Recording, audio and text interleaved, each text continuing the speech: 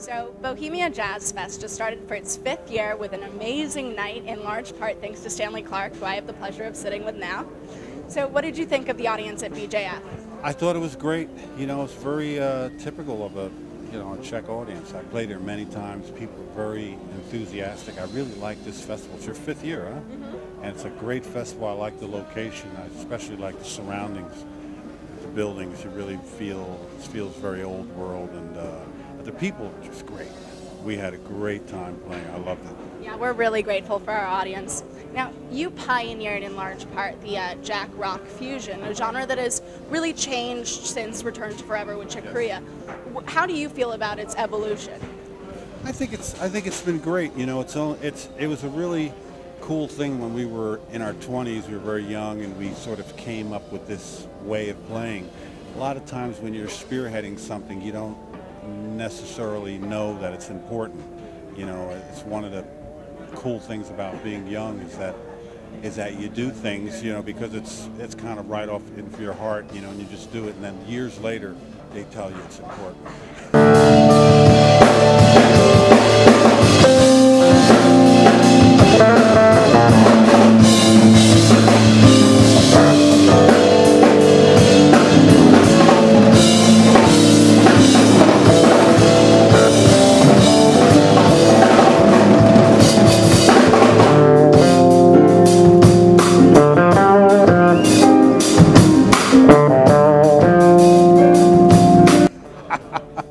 You started out largely as a classical jazz, if you'd say that, musician, playing with Stan Getz, Joe Anderson. Yeah. So what was that change like for you, and how did you sort of get into that? Well, even though I started out playing with those musicians, those were the guys that were playing jazz at that time, and I played with many of those people. But you know, I was young, and so when I was younger, I didn't just listen to Miles Davis and John Coltrane and Stan Getz.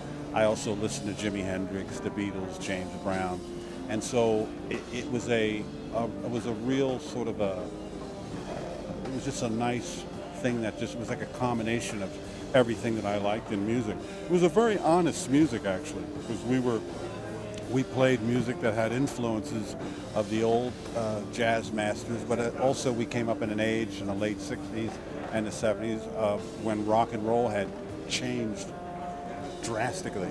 You know, in the United States mainly because of the war effort, and there was a drug environment back then, and so the music and art just changed dramatically, so we came out of that. Yeah, I mean, it's really a treat. Now, in the past 5 years, we've had a lot of bands that have been led by bass players. Victor Wooten, Dave Holland, and yours, and it's been really amazing. And there's been an influx of bands led by bass players. What do you think that bodes for the future of jazz? Well, you know, I mean, what I say to the young bass player, I don't think that an instrument should dictate your position anywhere in the world. I mean, I think that's true about anything, like, you know, whether you're a bass player, whether you're a woman, whether you're a tall person, whether you're young. You know, I think that what dictates what's happening in front of you is what you happen to put out there yourself. So if you're a bass player, if you're a young bass player and you write music and you're able to get people to play your music, by all means, join up.